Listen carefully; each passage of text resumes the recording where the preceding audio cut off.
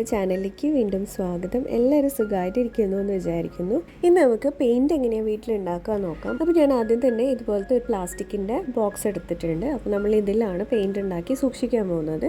അപ്പോൾ നല്ല ടൈറ്റായിട്ട് ക്ലോസ് ചെയ്ത് വെക്കാൻ പറ്റുന്ന ടൈപ്പ് ബോക്സ് എടുക്കുക. ഇനി ഇതിലേക്ക് ഒരു സ്പൂൺ പൗഡറാണ് ആഡ് ചെയ്ത് കൊടുക്കുന്നത്. അപ്പോൾ ഫേസ് പൗഡറാണ് ഏറ്റവും നല്ലത്. അല്ലാന്നുണ്ടെങ്കിൽ നിങ്ങൾക്ക് മൈദപ്പൊടിയോ അല്ലെങ്കിൽ കോൺഫ്ലവറോ എടുക്കാം. ഇനി ഇതിലേക്ക് നമ്മൾ ഒരു സ്പൂൺ ഗ്ലൂ ആണ് ആഡ് ചെയ്ത് കൊടുക്കേണ്ടത്. അപ്പോൾ ഫെവിക്കോൾ ആണെങ്കിൽ കുറച്ചും കൂടെ നല്ലതാണ്. ഞാനിപ്പോൾ ഫെവിക്കോളാണ് ആഡ് ചെയ്ത് കൊടുക്കുന്നത്.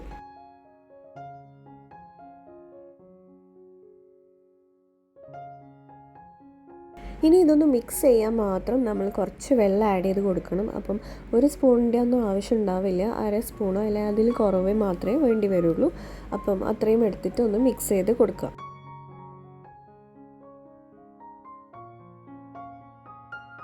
ഇത് മൂന്നും നല്ലവണ്ണം മിക്സായി കൊടുത്തു കഴിയുമ്പോൾ നമുക്കൊരു പെയിൻറ്റിൻ്റെ കൺസിസ്റ്റൻസി കിട്ടും. അതായത് അധികം കട്ടിയല്ല എന്നാൽ അധികം ലൂസായിട്ടും അല്ലാത്ത ഒരു കൺസിസ്റ്റൻസിയിൽ നമുക്ക് കിട്ടും. ഇപ്പോൾ നമ്മളുടെ പെയിൻറ്റിൻ്റെ ബേസ് റെഡി ആയിട്ടുണ്ട്. ഇനി നമുക്ക് ഇഷ്ടമുള്ള കളർ ഇതിൽ ആഡ് ചെയ്ത് കൊടുക്കാം. ഞാനിപ്പോൾ ബേബി പിങ്ക് കളറാണ് ചെയ്യുന്നത്. അപ്പോൾ അതുകൊണ്ട് നമ്മൾ മാക്സിമം ഒരു 5 ഡ്രോപ്സ് വരെ റെഡ് കളർ ഒന്ന് ഇതിൽ മിക്സ് ചെയ്ത് കൊടുക്കാം. വൈറ്റിൽ കുറച്ച് റെഡ് മിക്സ് ആക്കി കഴിഞ്ഞാൽ നമ്മൾക്ക് പിങ്ക് ആണ് കിട്ടുക.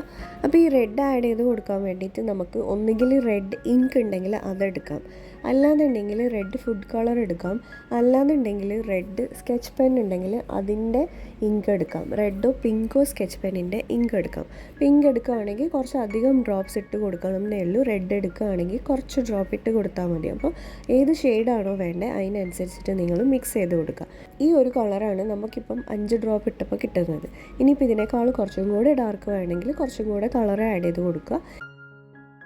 അപ്പോൾ ഇത് നമ്മളുടെ പെയിൻറ്റ് ഇവിടെ റെഡി ആയിട്ടുണ്ട്. ഇനി ഇത് നമുക്ക് ഒന്ന് കാർഡ്ബോർഡിലൊന്ന് അപ്ലൈ ചെയ്ത് കൊടുക്കാം. അപ്പോൾ ഞാനിപ്പോൾ ഇതൊരു പ്രൈസ് ടാഗാണ് എടുത്തിരിക്കുന്നത്. ഇതിൻ്റെ സൈഡിലൊന്ന് അപ്ലൈ ചെയ്ത് കാണിച്ചു തരാം. അതുപോലെ നമ്മൾ പ്ലാസ്റ്റിക് ബോട്ടിലും കൂടെ ഒന്ന് അപ്ലൈ ചെയ്യുന്നുണ്ട്. ഇതേ പെയിൻറ്റ് അപ്ലൈ ചെയ്തിട്ട് ഞാൻ ഒരു ഡെസ്ക്ടോപ്പ് കാലണ്ടറും കൂടെ ഉണ്ടാക്കിയിട്ടുണ്ട്. അപ്പോൾ അതിൻ്റെ കളർ കാണുമ്പോൾ ശരിക്കും നിങ്ങൾക്ക് മനസ്സിലാവും ഇതിൻ്റെ ഒരു ഫൈനൽ ലുക്ക് എങ്ങനെയാണ് വരിക എന്നുള്ളത്. അപ്പോൾ ഇത് ഒരു കോട്ട് അടിച്ചിട്ട് ഉണങ്ങിക്കഴിഞ്ഞാൽ ഇതുപോലെയാണ് ഉണ്ടാവുക. ലൈറ്റ് കളറായിട്ട് നമുക്ക് കിട്ടും. ഞാൻ ഡെസ്ക്ടോപ്പ് കാലണ്ടർ ഉണ്ടാക്കുമ്പോൾ 2 കോട്ട് അടിച്ചിട്ടുണ്ടായിരുന്നു. ഒരു കോട്ട് അപ്ലൈ ചെയ്തതിന് ശേഷം വീണ്ടും അത് ഉണങ്ങിയതിന് ശേഷം വീണ്ടും അപ്ലൈ ചെയ്തിട്ടുണ്ടായിരുന്നു. അപ്പോൾ അതിന് കിട്ടുന്ന ഒരു കളർ ഇതാണ്.